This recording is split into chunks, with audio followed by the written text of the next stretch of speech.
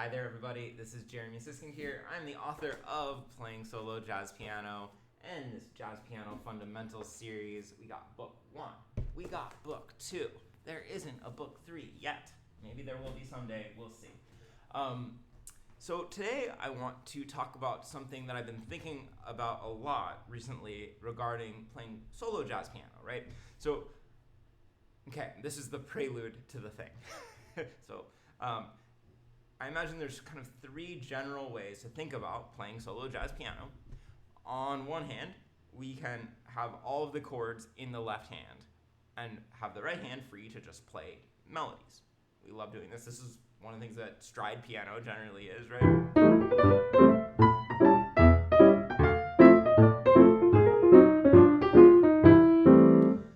But there are other ways to do it, as we're about to explore, okay? So that's off on one side.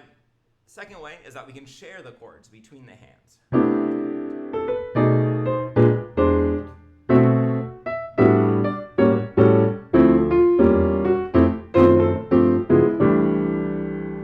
Right. I write a lot about that in playing solo jazz piano, and I've made a bunch of videos about that. Happy to direct you to them if you ask a question in the comments or if you want to know more. Third way, over here, is that we can put the chords in the right hand and play a bass line with the left hand. A couple of different ways to do that. I've made videos about it recently.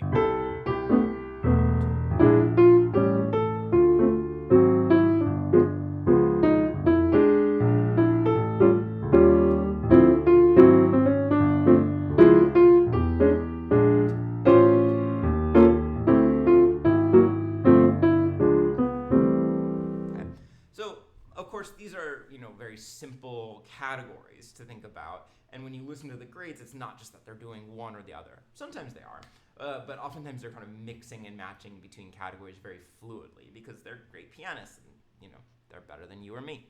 Well, they're better than me. Maybe you're better than them. I don't know.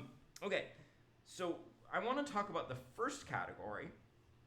And now what I've been thinking about, I guess we're doing a lot of threes in today's video, is that there's essentially 3 different hand positions you can be in, 3 different voicing sections of the piano, and that you can then mix and match between those sections of the piano.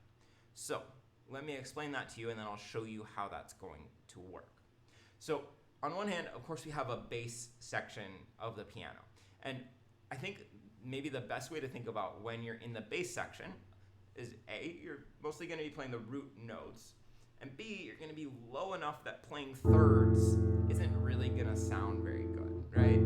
I think, that F and A, pretty questionable whether that sounds good or whether, if you can reach the 10th, that's going to be a lot more harmonious, right? This is even a little bit questionable about whether that third is a good sound in that register. I think probably in that case, it's okay. But in the bass register, we're usually either going to be playing single notes, fifths, sometimes sevenths can sound okay there. Sometimes ninths sound okay. And then definitely for those of us who can reach tenths or who want to roll to a 10th, that's going to be a nice sound in the bass register. But we're not going to want those closed chords, certainly. Okay, so in the bass register, again, we're playing the root. It's probably too low for, a chord with a lot of thirds. Let's go to what I'm thinking of as the shell voicing register. Okay, so by shell voicing, I mean that we're going to be using the essential tones, the 3rd and the 7th, and then plus a bass note, usually the root note, but occasionally we'll use the 5th. I'll show you how that works. And so here, what we want to do is we want to get the root note as low as possible because we like hearing the root low in the register. But then the 3rd and the 7th, those essential tones can be a little bit higher. So here's, here's C major in the shell voicing register. Here's G major. Okay, so I know that's a big reach for some of you, but I'm going to show you why it's important that we think about this. F major in the shell voicing register, right? And this is clear. If we put that down an octave into the bass register, that no longer sounds good. but put it down there, it's too low. That E flat's not working. Interesting. Here's A flat in the shell voicing register. I really can't reach.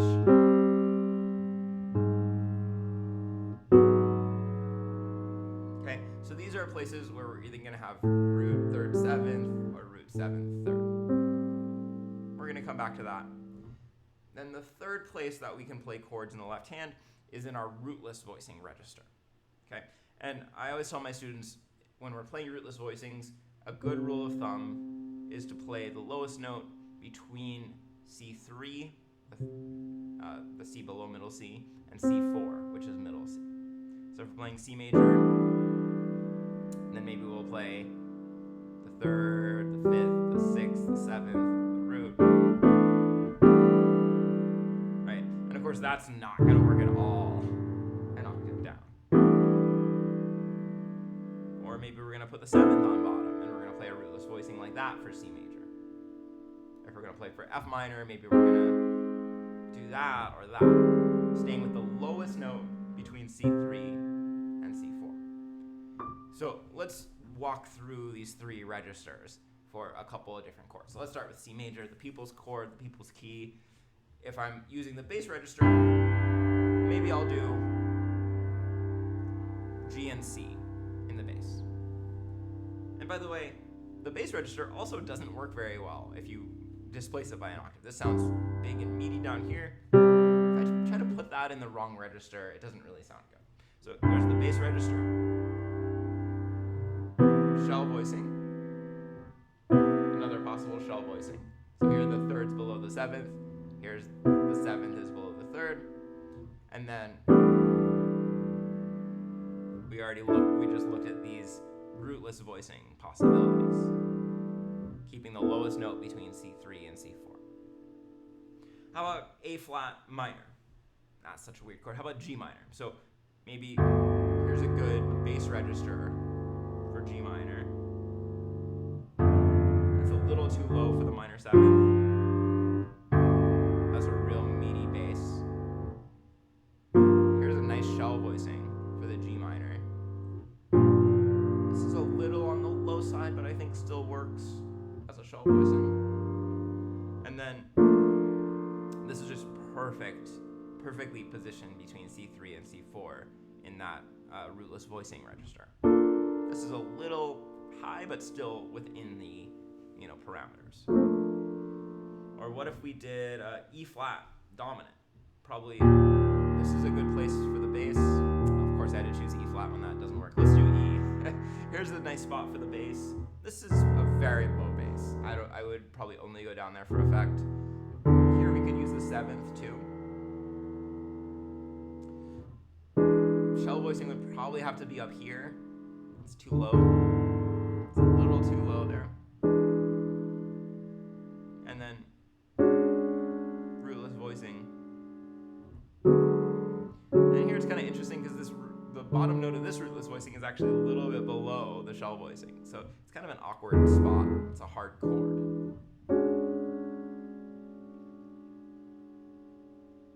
I can't claim to you that everything about playing the piano works cleanly. It definitely doesn't. Okay, so now as we're comping, we can mix and match between all three of these positions. So maybe, let's see, I'll just play Alone Together as a tune. So here I'm in shell voicing range. And, we're getting into E again. We know these are kind of high shell voicings. By the way, you might be wondering what's going on here. This is a shell voicing with the fifth in the bass because I cannot reach that cleanly at all, as you can see.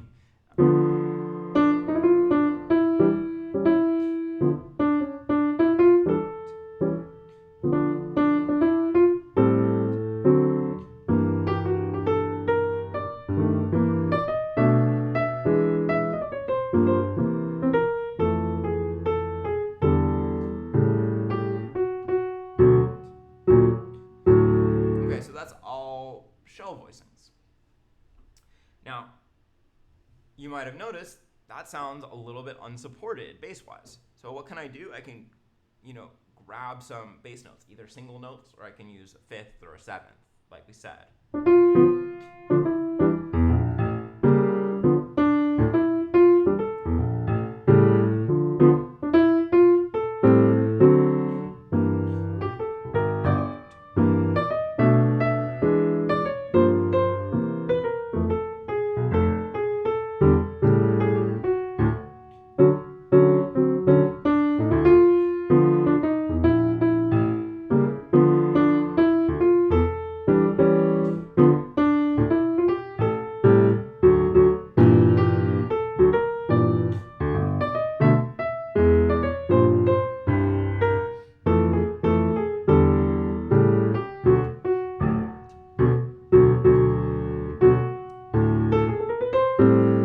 So I'm mixing in some low bass notes. For example, I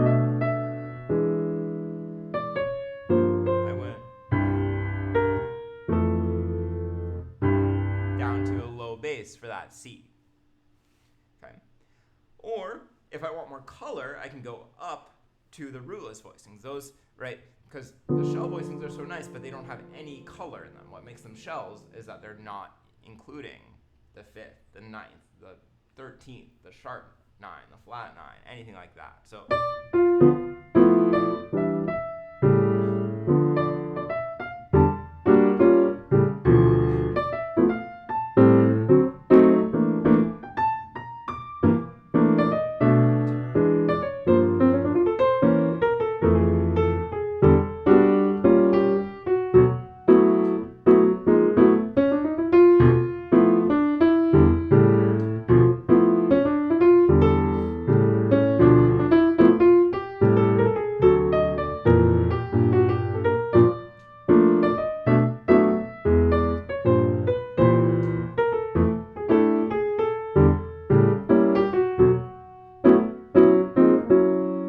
I'm going back and forth between shell voicings and the rootless voicings.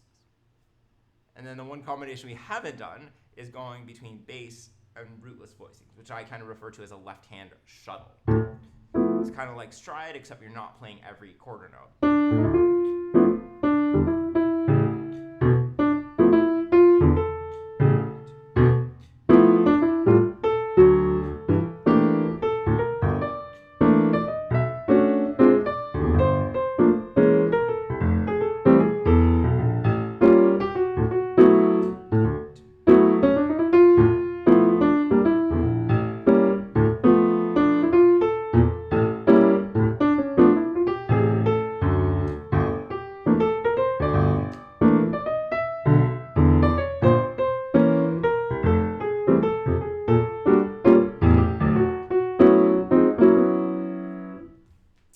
So that's pretty nifty.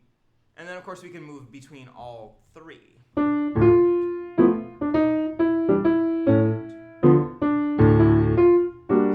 let me just do the left hand so I can really explain what I'm doing. So bass, rootless, shell, and here's a two-note shell, just the root and the third. Shell, bass, bass, rootless, rootless, bass, bass. Rootless, rootless, rootless, bass, rootless, shell, shell, shell, bass, rootless, rootless, bass, bass, rootless, rootless, rootless, rootless, bass, shell, shell. Now, I'm intentionally mixing them for the point of this video, but you do hear good pianists doing this kind of mixture. Now, the last thing that I want to kind of add to this potpourri, if you will,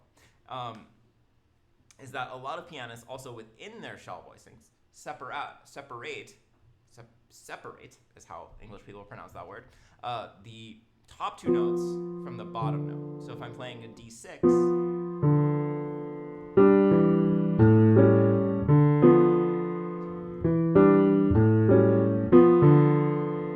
sometimes I might play the bottom note first and then the top two notes. Sometimes, and this is what Bill Evans does most, by the way, I might play the first two notes, or the top two notes, and then the bottom note.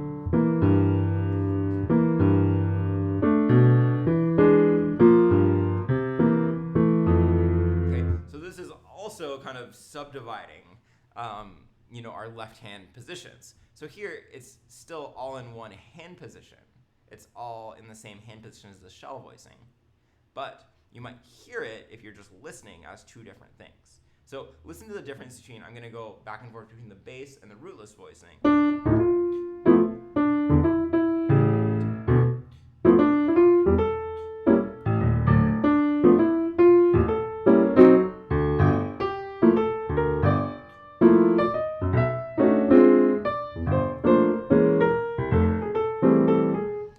So this is what I call the left hand shuttle, bass, rootless voicing. Versus I'm going to stay in the shell voicing position, and I'm going to divide between the top two and the bottom note in my Bill Evans imitation.